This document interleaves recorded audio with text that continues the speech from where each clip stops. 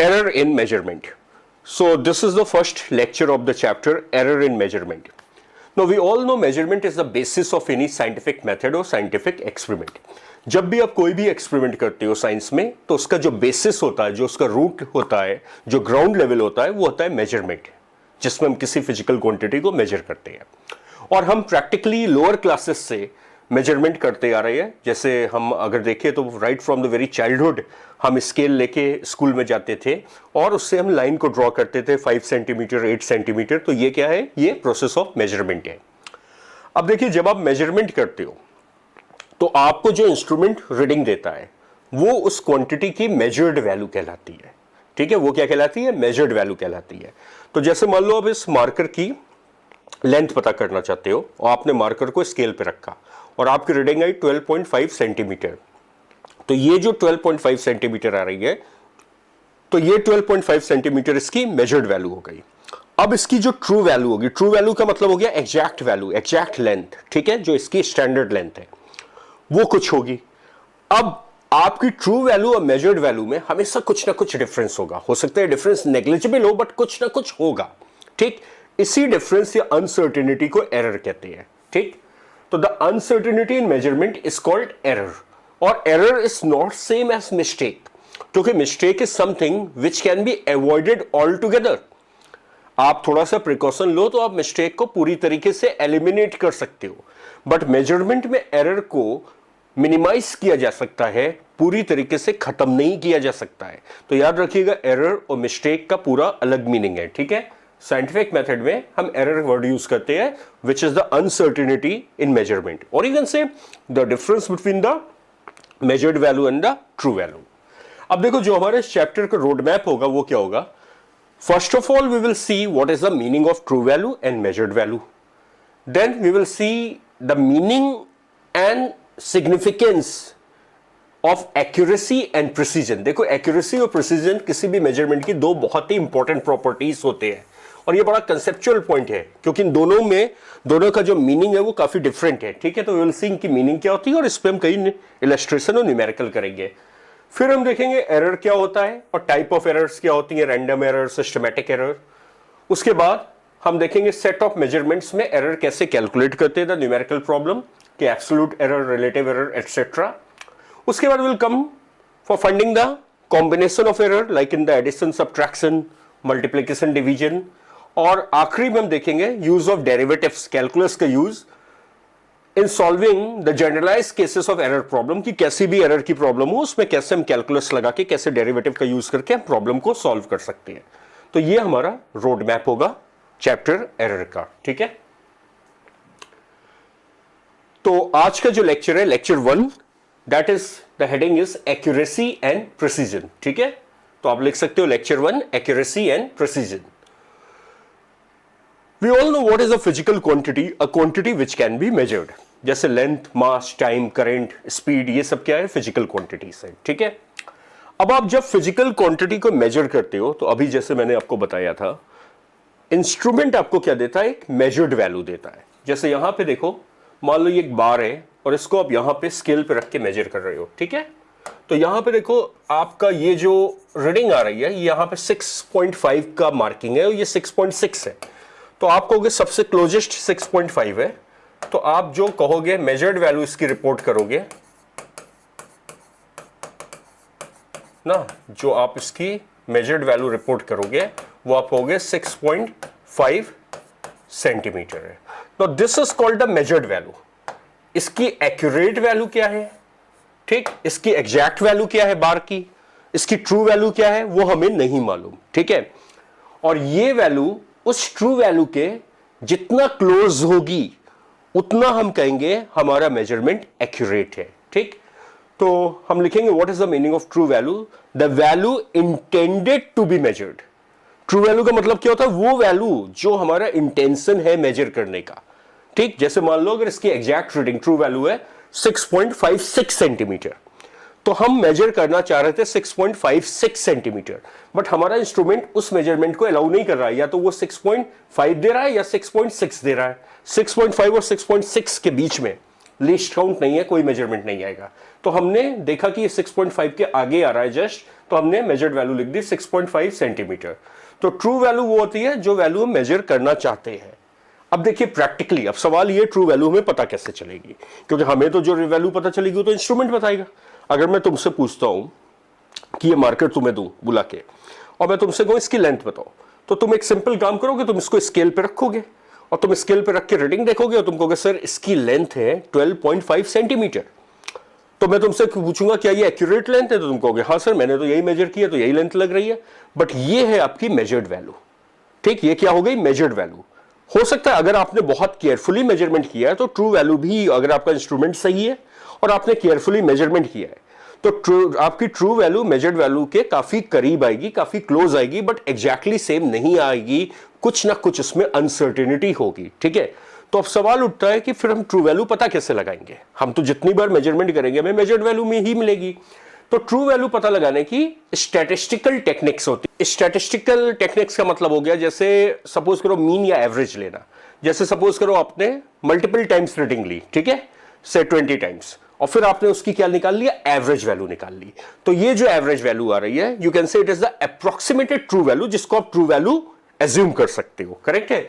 तो अब जैसे अगर आपके मन में सवाल आता है कि सर अगर कभी ट्रू वैल्यू, हर बार इंस्ट्रूमेंट हमें मेजर्ड वैल्यू देगा तो हम इसकी एक्चुअल लेंथ या ट्रू वैल्यू बताएंगे क्या, तो वो यूजुअली हम स्टैटिस्टिकल टेक्निक्स लगाते हैं एवरेज की, जो आगे आप अभी एरर में देखोगे, ठीक है, और वो उससे जो वैल्यू आती है उसको हम एज्यूम कर लेते हैं कि ट्रू वैल्यू है।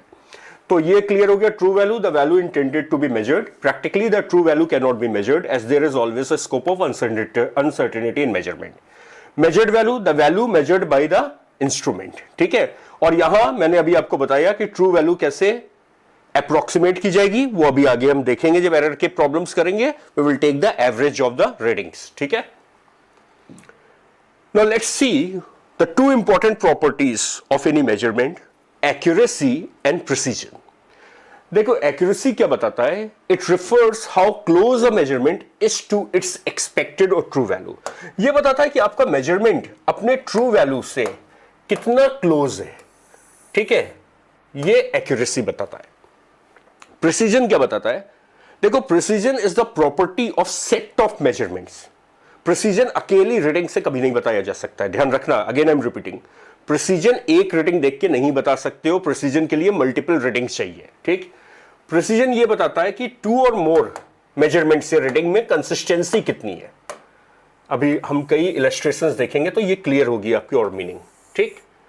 ये बताता है कि दो या दो से ज्यादा रीडिंग्स में कितनी कंसिस्टेंसी है, वो आपस में कितना क्लोज है, कितना कंडेंस है, ये बताता है मेजरमेंट का प्रिसीजन, ठीक है। तो ऑफ कोर्स भाई कंसिस्टेंसी देखने के लिए हमें मल्टीपल रीडिंग चाहिए होगी, ठीक। अब यहां पे देखो, हम एक्यूरेसी और प्रिसीजन को कायदे से समझने के लिए, विजुअलाइज करने के लिए, यहां पे देखिए हमारे 4 फिगर्स है। We all know this game, hitting the bull's eye, ठीक। तो यहां पे मान लो मैं रेड कलर से बुल्स आई का टारगेट पॉइंट मार्क कर दे रहा हूं, ये चारों फिगर में, ठीक है, ये ठीक है। और ये जो क्रॉस बने हैं, जो ब्लू क्रॉसेस बने हैं, ये हमारे एरो के हिट पॉइंट्स है कि कहां पे हमने एरो को हिट किया, ये ब्लू क्रॉस है, ठीक। तो देखो जो पहला गेम है, पहला राउंड गेम का हुआ, यहां पे देखो प्लेयर ने क्या किया, 5 हिट किए, and you can C in the figure जो पांचों हिट है वो टारगेट पॉइंट के काफी क्लोज है। कैन यू सी, पांचों टारगेट पॉइंट के काफी क्लोज है। तो आप कहोगे कि यहां पे हाई एक्यूरेसी है। क्या है, हाई एक्यूरेसी है, क्योंकि all the hits are very close to the target point. और ये भी देखो साथ में एक और तुम्हें प्रॉपर्टी ऑब्जर्वेशन दिख रहा है कि पांचों हिट आपस में भी काफी क्लोज है, यानी आपस में वो कंसिस्टेंट है, ऐसा नहीं है एक दूसरे से बहुत दूर है, स्कैटर्ड है, तो ये आपस में भी कंसिस्टेंट है, तो हाई प्रिसीजन भी है। तो यहां पे आप देख सकते हो क्या है, high accuracy and high precision. चलिए अब राउंड 2 देखते हैं। मान लीजिए सेकेंड राउंड में किसी प्लेयर ने हिट किया, अब यहां पे देखो इसके पांचों हिट यहां पे आए हैं, देख रहे हो ये, तो ये टारगेट पॉइंट से जो बुल्स आई थी उससे काफी दूर है, ठीक।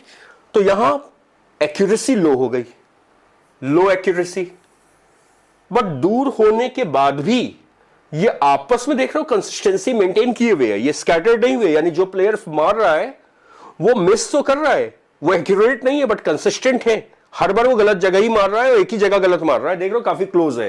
तो यहां क्या लो एक्यूरेसी है और हाई प्रिसीजन है, ठीक है।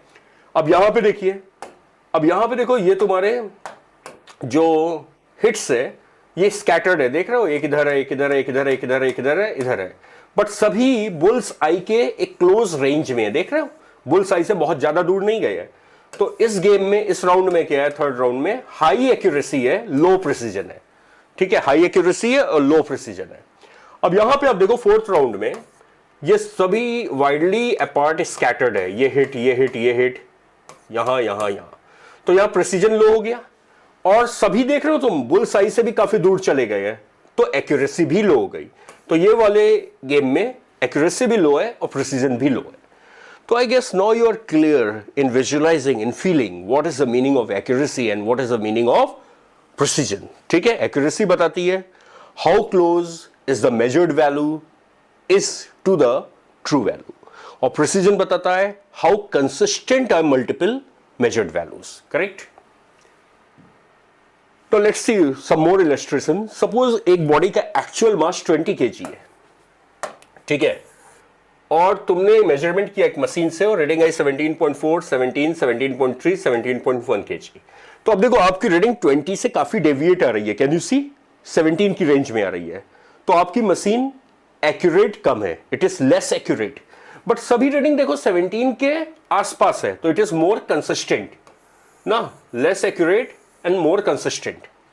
आपने मान लो दूसरी मशीन से रीडिंग किया और रीडिंग्स ये आई 19.8, 20.5, 21 और 19.6। अब देखो यहां पे क्या हो रहा है, तुम्हारी जो ये चारों रीडिंग्स आ रही हैं ये 20 के पास आ रही हैं, क्लोज टू 20 यानी ट्रू वैल्यू के पास आ रही हैं, तो ये क्या हो गई, मोर एक्यूरेट हो गई, ये वाली मशीन मोर एक्यूरेट हो गई।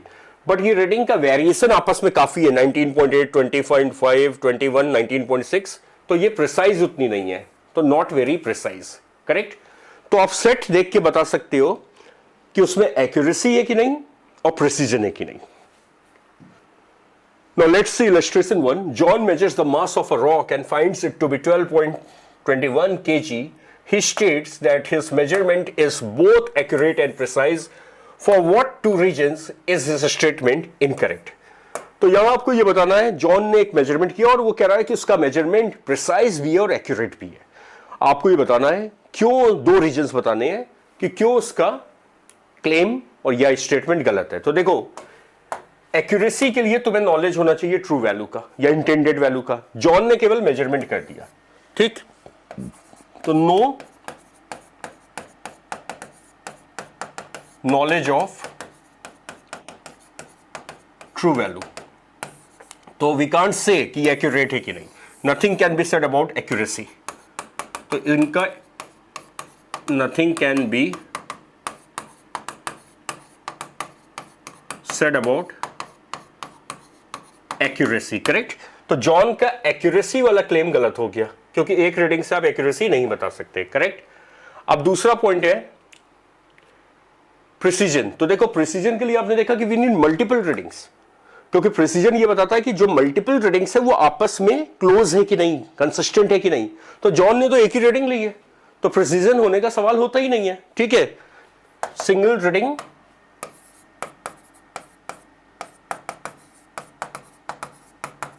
Can't decide precision. तो यहां प्रिसीजन होने का कोई सवाल ही नहीं है, प्रिसीजन के लिए वी नीड मल्टीपल रीडिंग। तो जॉन का जो दोनों क्लेम है कि इनकी रीडिंग प्रिसाइज है और एक्यूरेट है, ये गलत है, ठीक। Now see illustration 2. Wendy is using a poorly calibrated electronic balance to measure the mass of a block. Her technique in making the measurement is very careful and she repeats it 3 times. What will likely characterize her measurement? अब देखो Wendy is using a poorly calibrated electronic balance. Poorly calibrated का मतलब हो गया कि उसमें जो reading calibrate की गई है वो गलत है, यानी अगर हो सकता है तुम एक्चुअल 10 kg मेजर करो तो वो 15 kg थे, करेक्ट, तो वो तुम्हें रीडिंग गलत देगी, ठीक। तो ये जो कैरेक्टराइज मशीन होगा वो क्या होगा, लेस एक्यूरेट, एक्यूरेसी कम हो जाएगी क्योंकि कैलिब्रेशन ही गलत है। लेकिन since is measuring very carefully तो reading will be more precise, ठीक। तो यहां क्या होगा, ऐसे इंस्ट्रूमेंट में अगर आप केयरफुली मेजर कर रहे हो तो आपको प्रिसीजन तो मिलेगा, जो भी गलत मिल रहा है वो कंसिस्टेंटली मिलेगा। जैसे मान लो 10 kg है तो मैं रीडिंग एक बार 15.1 मिली, 15.2 मिली, फिर 15.1 मिली, तो देखो तुम्हें गलत रीडिंग्स तो मिल रही है, यानी लेस एक्यूरेट है बट मोर प्रिसाइज है, ठीक है। Now let's see illustration 3. Three students have made multiple measurements of the solubility of sodium chloride in gram of NaCl per 100 gram of water. The results are summarized in the table below. The correct value for the solubility of sodium chloride is 35.9 gram. तो यहाँ पे तीन students हैं, Nicol, Matthew and Leonard, और तीनों ने experiment किया है for the measurement of solubility of sodium chloride, और जो ट्रू वैल्यू है वो है 35.9 ग्राम। और तीनों ने, निकोल ने, मैथ्यू ने और लियोनार्ड ने, तीन तीन रीडिंग्स ली है। तो चलिए हम तीनों के सेट ऑफ मेजरमेंट को जज करते हैं in terms of accuracy and precision. तो यहां पे देखो, अगर हम निकोल की रीडिंग देखें तो निकोल की जो सेट ऑफ रीडिंग है ये 35.4, 36.1, 35.7, तो ये तीनों रीडिंग्स देखो 35.9 के काफी क्लोज है, तो यू कैन से हाई एक्यूरेसी, ठीक है। निकोल की रीडिंग में हाई एक्यूरेसी है। अब प्रिसीजन के बारे में आप क्या कहोगे, तो 35.4, 36.1, 35.7 क्लोजली रिलेटेड है ना, बहुत ज्यादा वेरिएशन नहीं है, तो हाई प्रिसीजन, ठीक है। तो निकोल की रीडिंग में हाई एक्यूरेसी है, हाई प्रिसीजन है। अब अगर आप मैथ्यू की रीडिंग देखते हो तो 31.8, 34.1, 41.5, अब ये तीनों रीडिंग 35.9 से काफी वेरी कर रही है, तो मैथ्यू की रीडिंग में लो एक्यूरेसी है। और प्रिसीजन आप क्या कहोगे, तो देखो 31.8, 34.1, 41.5, तो तीनों रीडिंग्स में आपस में काफी वेरिएशन है ना, तो लो प्रिसीजन, ठीक है। तो मैथ्यू की रीडिंग में एक्यूरेसी भी कम है, प्रिसीजन भी कम है। अब अगर आप लियोनार्ड की रीडिंग देखो तो 39.2, 39.3, 38.9, तो ये आपकी ट्रू वैल्यू से तो काफी वेरी कर रही है, तो ऑफ कोर्स ये लो एक्यूरेसी है। बट आपस में तुम देख सकते हो कि ये तीनों क्लोजली रिलेटेड है, बहुत ज्यादा स्कैटरिंग नहीं है, बहुत ज्यादा वेरिएशन नहीं है, तो हाई प्रिसीजन है, ठीक है। ये आपकी लियोनार्ड की रीडिंग हो गई। अब आपसे पूछ रहा है विच student's measurement have high precision but low accuracy. High precision और लो एक्यूरेसी किसकी रीडिंग में दिख रहा है आपको, Leonard. Which student's measurement are both accurate as well as precise, Nicole. You can see already हमने पूरी एनालिसिस कर चुकी है, तो ये निकोल की रीडिंग में ये प्रॉपर्टी मिल रही है, ठीक। तो I guess now you are clear by this lecture what is the meaning of accuracy, what is the meaning of precision, how we can judge accuracy and precision by observing the set of measurements. Now in the next lecture, upcoming lecture, we will see what is the meaning of error. अभी तो हल्का फुल्का casual meaning मैंने error का बता ही दिया है कि डिफरेंस होता है मेजर्ड वैल्यू में और ट्रू वैल्यू में, ठीक। अब हम इसे फॉर्मली डिफाइन करेंगे, फिर हम देखेंगे टाइप्स ऑफ एरर, एरर के सोर्सेस क्या होते हैं, कुछ इंस्ट्रूमेंट्स में होंगे, कुछ रैंडम एरर्स होंगे, तो हम देखेंगे एरर के सोर्सेस क्या होते हैं, कैसे हम उन्हें मिनिमाइज कर सकते हैं, और फिर हम देखेंगे न्यूमेरिकल प्रॉब्लम कि अगर एक सेट ऑफ मेजरमेंट्स है, कई रीडिंग्स आप ले रहे हो, तो उसमें ट्रू वैल्यू या मीन वैल्यू कैसे निकालते हैं। जैसे मैंने अभी शुरू में बताया था आपको कि ट्रू वैल्यू के लिए हम स्टैटिस्टिकल टेक्निक लगाते हैं, एवरेज लेते हैं, फिर उसमें एरर्स कैसे निकालते हैं, रिलेटिव एरर का मतलब क्या होता है, एब्सोल्यूट एरर का मतलब क्या होता है, परसेंटेज एरर का मतलब क्या होता है, तो ये सब हमारा आएगा लेक्चर 2 में।